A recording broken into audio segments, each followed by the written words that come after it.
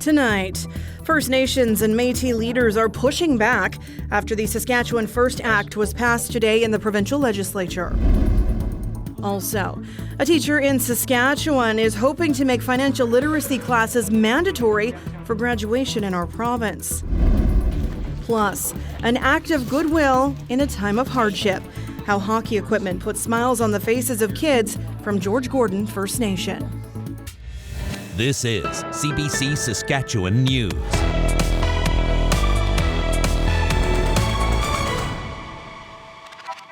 It is Thursday, March 16th, and the CBC Saskatchewan News starts right now. Good evening, and thanks for watching. The controversial Saskatchewan First Act was passed unanimously by the government today. Members voted in front of a full gallery of First Nations and Métis people who'd traveled to the legislature to oppose the bill. Indigenous leaders say they were not properly consulted on the bill they say is a threat to treaty rights. Adam Hunter reports. All those in favor of the motion, please stand. One by one, Saskatchewan Party MLAs stood and voted in favor of the Saskatchewan First Act. Yes. Last fall, the government introduced the act known as Bill 88. The government says it will confirm the province's jurisdiction over its natural resources and protect from federal intrusion. All those opposed to the motion, please stand. But the NDP opposition stood and voted no. No. Around them, in the public gallery, First Nations and Métis guests from around the province. We stood behind the formal opposition in their saying no. And so it was a show of support for them to say no because we say no.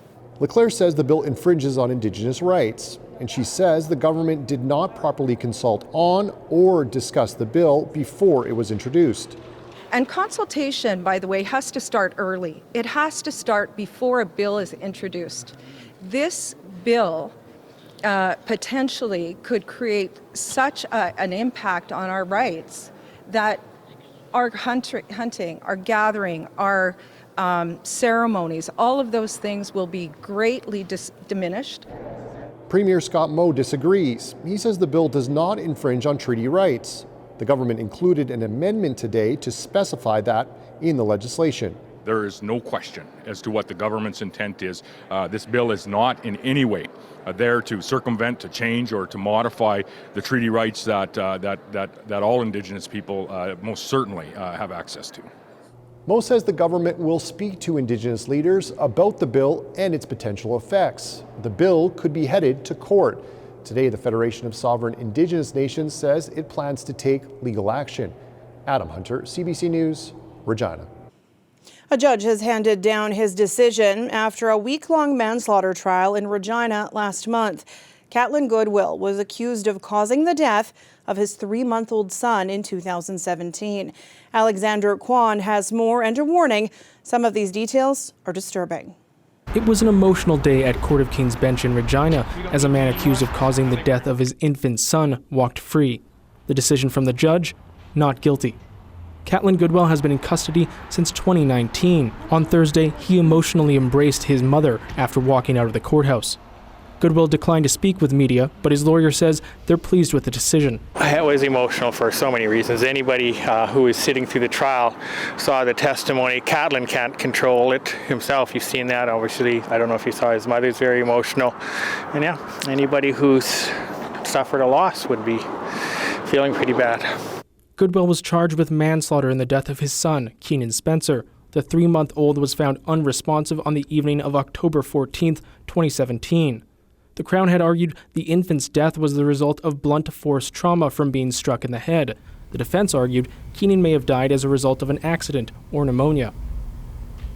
In his decision, Justice Keith Kilback said he had reasonable doubt over what caused the death. As a result, he had no choice but to rule not guilty. The Crown prosecutor isn't sure if there will be an appeal, saying they want to review the decision first. The Crown's a bit disappointed. We had hoped for a different result, but the justice disagreed with our, theory of the case. Keenan's mother, Jodeci Spencer, did not speak with media and left quickly after the decision was read. On Thursday, Goodwill could be heard cheering and whooping as he walked to a car, climbed in, and was driven away, free for the first time in years. Alexander Kwan, CBC News, Regina. Canadians are piling on more debt than ever before, with no help from inflation and interest rates. Understanding how it all works can be like learning a new language. A Saskatchewan teacher is hoping students will start learning about finances earlier in life. We hit the streets in Saskatoon to find out what high schoolers think. Right now, I don't know a lot. I know that it's something that a lot of people struggle with. Yeah. Not really much, kind of just the basics. I took a life trans class last semester, and it's just basically how to manage your money and stuff like that. I would like to have the option to learn about it because there's not a lot of electives to learn about it. It's not something we really talk about in school. So I feel like we need to talk about it more since it's something that everyone has to deal with. Yeah, they definitely should teach more about them. Due to inflation and everything, people should know more about money and how to manage and stuff. I think it's really important, especially like us going on to the real world. For more on this, we're joined by longtime educator Cindy Lowe. She started a petition to make financial literacy a mandatory course for high school students before they graduate in Saskatchewan. Hi, Cindy. Hi, thanks for having me. So what made you want to start this petition? Well, I am a longtime educator and I'm also a former banker. I started with my finance degree from Edwards in 1996 and started on a journey as a financial advisor, and found that a lot of my clients didn't know about investing, basic credit, were getting themselves into trouble credit-wise back in the 90s. And so I decided actually to make a career change quite quickly, and after 7 years with the bank, I became a teacher.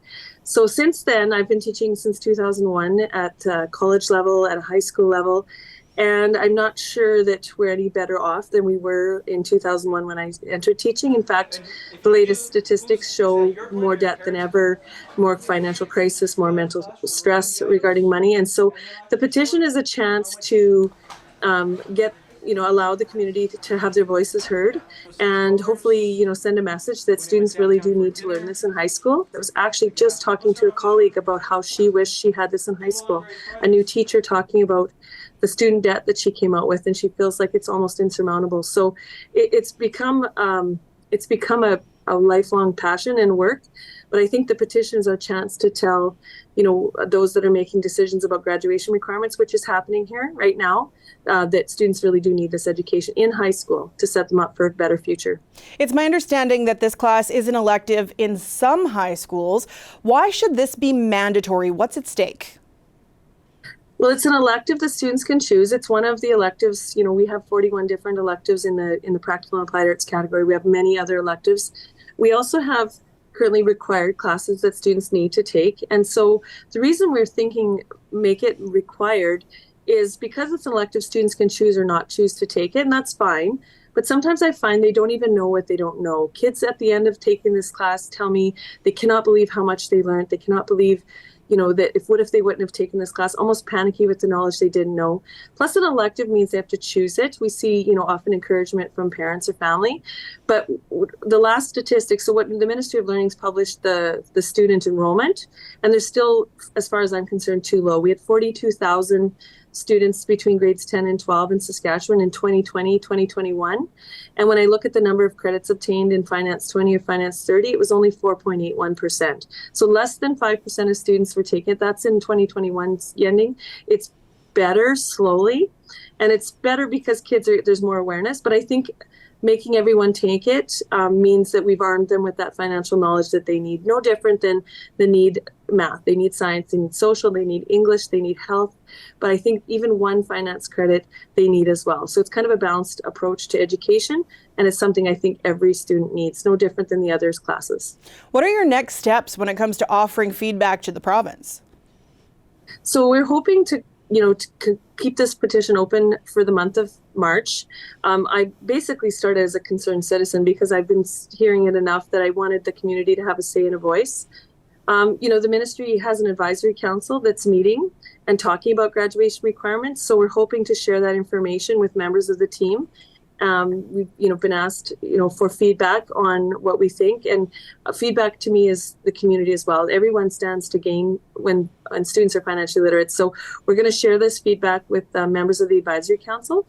That advisory council would provide advice to the Ministry of Learning, and then of course ultimately they would make the decision on what Saskatchewan students should take as part of those 24 credits to graduate. We're hoping finance or some form of business ed is considered there. Cindy, thanks so much for your time and sharing your story with us today. Thanks for having me. Cindy Lowe is a longtime financial literacy educator. She started a petition to make classes on the topic mandatory to graduate in Saskatchewan. If you live in Saskatoon, you will soon have a new green card to start using if you don't already. But what kind of organic waste goes in it and what does not? David Shield has the details. Starting this week, green bins will begin to be dropped off at homes across Saskatoon. The program aims to take as much compostable trash out of the garbage as possible. So what can you put in these new bins? Well, more than you might think. You could put the regular items in there you normally would, like fruits and vegetables. But you can also put bread in, you can put meat in, you can put coffee grounds and eggs in, you can even put paper towels in. But you can't just put anything in. You can't put cat litter or dog poop bags in. You can't put diapers or masks in. You also can't put regular plastic bags in. But you can put compostable and paper bag liners in. Green carts will be officially dropped off by the city between now and the middle of April. Compost won't officially be picked up until the middle of May. David Shield, CBC News, Saskatoon. What a lovely sound their little chirps are to wake up in the morning. There is a sure sign of spring. Little birds out hopping and flying around in Saskatoon. We are getting closer to the official season flip, but the temperatures, they're not really giving in. Ethan will have a closer look at your forecast after the break. Stay with us.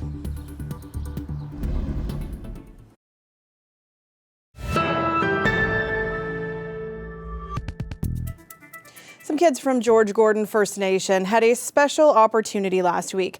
They were gifted hockey gear from a local shop as a way to boost morale and get them excited about sports. It comes after a recent tragedy on the reserve where one child accidentally shot and killed another. It's hoped the gesture will help people move forward. Today's an exciting day. We have Gordon's First Nation in. We are kind of revamping their hockey program and sport program. So we have them coming in to learn some more about the new product that's out and also get fit head to toe with some product, which is going to help them get on the ice and be more active. As we know, sport brings people together and it's a lot of fun. So this is an exceptional night. It's wonderful. We have many kids that want to play hockey but no equipment, and it's a struggle for their parents, of course, to buy equipment, and struggle for the kids to get in the league. We've struggled in our community with many tragic things that go on, and like any other community, we have addiction problems, and many of our kids suffer, and we don't, sometimes they're forgotten about. So today, with the help of Extreme and Donnie and Jared and anybody else that helped, we've partnered up, brought some of our kids in to be fitted with hockey equipment. Hopefully, they will continue and play hockey after they get some equipment and be proud of our community. I know it's been very quiet, and I know some of the children here, that was their friend and our community members, so it kind of affects all the community. It's a sad situation, and nobody wants to see such things happen, and this is a great opportunity to kind of help bridge our children together and make them stronger, and kind of use sport as a way of building up that self-esteem. When you were told you're getting equipment, what was your first equipment that you thought of right away that you wanted to pick out? New sticks and new skates. I believe in that sport and recreation. Everybody needs a chance to get out there and have some fun. As we know, there's challenges all the way through when it comes to hockey, baseball, all those other sports out there. We want to make sure that it's an easy access point for them to get out there, create friends and bonds that last a lifetime, and you never know what could happen. But at the end of the day, just getting out there and having fun. The hope is that we're going to be going to other communities and playing against their team and be like, oh wow, I want to continue this, and maybe one day we'll have somebody out. One of our younger children will be the next Connor Bedard or Connor McDavid, and that's all we can hope and wish for, and that's the opportunity we want to give them. This weather update is brought to you by Crestview Chrysler Dodge Jeep Ram, part of the Capital Automotive Group.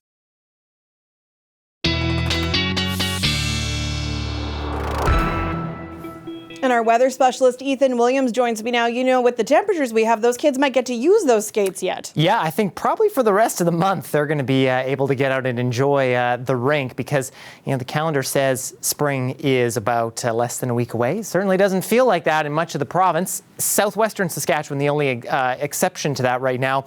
And you can thank a stationary frontal boundary that has warmer air on the southwest side and some cooler air to the north and west of there. We did get, or north and east of there rather, we did get to the freezing mark today in the southwest. But again, you can really see that divide here right around Regina. We're still sitting at -10, but Moose Jaw Swift Current getting into the mid kind of single minus digits. And as you go further north and east from there, into the mid minus teens. Now that frontal boundary is triggering off a little bit of snow in Regina and Saskatoon. We did see a little bit of that today, but it is beginning to dissipate. And I think through the night, it's probably just going to turn to some flurries or maybe a little bit of light snow here and there.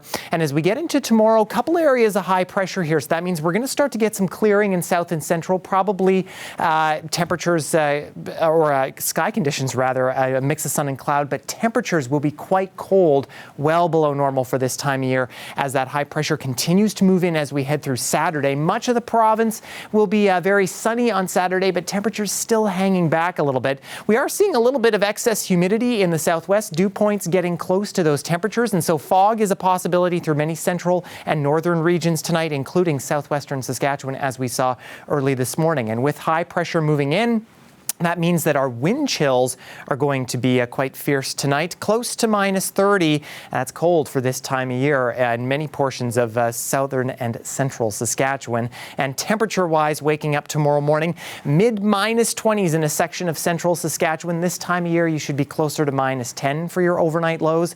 So that's cold. Now, as the high pressure begins to move out as we head through the weekend, and we see a little bit of ridging in our jet stream finally move our way, temperatures will improve.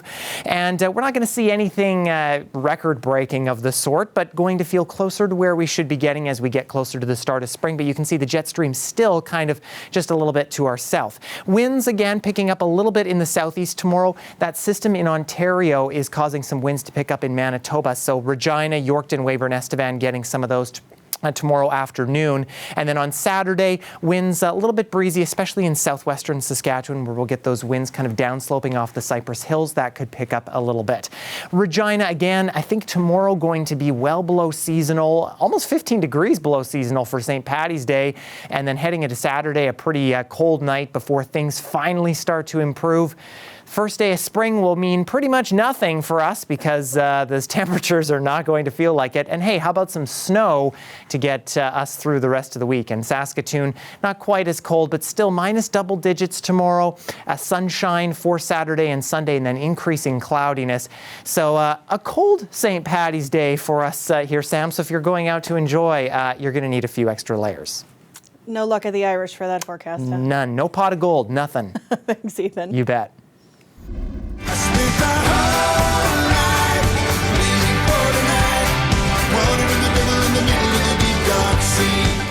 Newfoundland's Alan Doyle is among the 13 performers announced today for the 52nd Regina Folk Festival coming this summer. Doyle is likely best known for his work with Great Big Sea. Other performers include the Strumbellas and Hallucination, previously known as A Tribe Called Red. The rest of the lineup will be revealed May 4th. The festival runs in Regina August 11th to 13th in Victoria Park.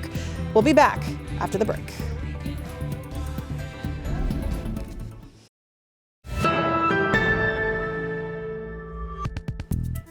Edmonton is a city in mourning after 2 police officers were shot to death in the line of duty early this morning. The officers were killed after responding to a family dispute call. The 16-year-old male suspect is also dead. A woman injured, taken to hospital, his mother. Travis McEwen reports. Broken glass and a massive police presence signify the severity of the situation. Edmonton police officers were called to a family dispute at this apartment complex just after midnight. When 2 officers approached the suite, they were shot by a male suspect, shocking nearby residents. I think I went to bed at 12 midnight and I heard a gunshot. I was scared. I thought it's like a fireworks. Edmonton police say the officers didn't get a chance to discharge their firearms. They were rushed to hospital by colleagues who did everything they could to save their lives. Unfortunately, they were declared dead. The two officers are being identified as 35-year-old Constable Travis Jordan, who'd been with the force for 8 years, and 30-year-old Constable Brett Ryan, who had 5 years of service. Constables Jordan and Ryan were valued members of our EPS family, and they work side by side with us every day in service to our community, and I can't tell you how devastated we are with their loss. And their lives and sacrifice will not be forgotten. The young male suspect is also dead. Investigators believe he died of a self-inflicted gunshot wound. It's been almost 8 years since an Edmonton police officer was killed in the line of duty. Constable Daniel Woodall was shot while attempting a criminal harassment arrest. So I ask all Edmontonians, when you see an officer working to keep you safe and our community safe, please thank them for their service. This is unthinkable, it's unimaginable, it's horrific, it's a tragedy, but we will move on because that's what we do. And the impact of this tragedy expands far beyond Edmonton. It's a loss that's felt throughout the province, and I'm sure throughout our country, and definitely with our membership. Mostly with our members in Edmonton, but definitely in Calgary, in Medicine Hat, in Lethbridge, across our province.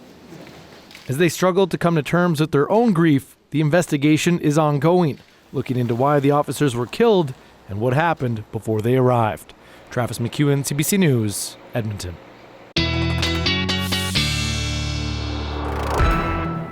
And Ethan is back with one last look at your weather. And as expected, going to be a cold one throughout much of the province tomorrow morning. Minus 20 by 8 a.m. in Regina. Not much of a wind, but going to feel like minus 30. Sun and cloud going to stick around as we head through the afternoon. Wind picks up a little bit with that system moving through Ontario, and we're getting a little bit of the wind on the backside of that. Minus 15. Won't get much higher than that as we head through the afternoon. In Saskatoon, expecting pretty similar conditions. Wind chill going to be around minus 30. Not quite as windy as Regina tomorrow morning. And those winds will actually stay light as we head through the afternoon. Going to try to break the cuteness barrier. CJ brought us an otter yesterday. Today, it's these two foxes snuggling and keeping warm in Prince Albert National Park. And they're going to need to stay snuggling, Sam, if they want to keep warm, because it's going to be a cold one tonight there. That is my stepdaughter's favorite animal. I can hear her squeaking from at home. There you go. Adorable. Thanks, Ethan. You bet.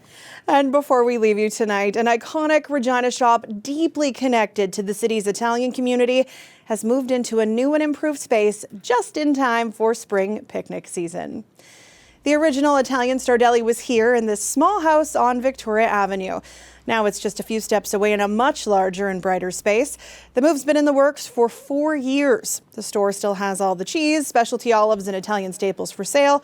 It also has a refrigerated deli section and a few new things for customers to enjoy. We have our kitchen, and that's in there preparing foods.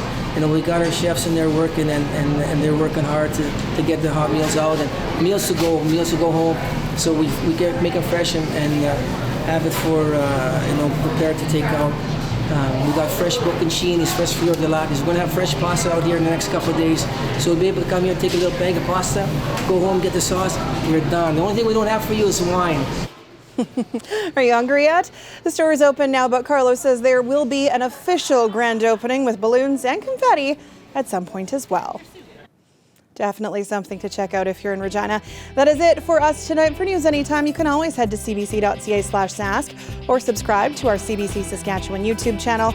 Glenn, Reed, and Ethan will be back with more tonight at 11. Thanks for watching and have a great night.